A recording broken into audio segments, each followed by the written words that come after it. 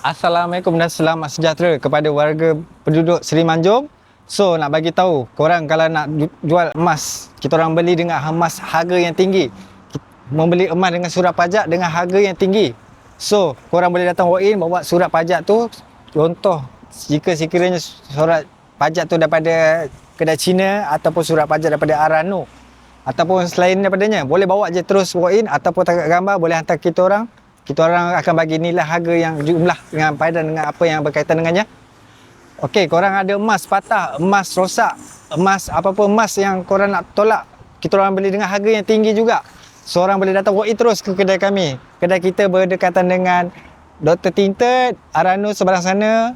Sebelah sini pun ada Bank Rakyat. So korang boleh datang terus kat Waste. Korang boleh buka Waste kat situ. Tulis Kudani Jewels Seri Manjung.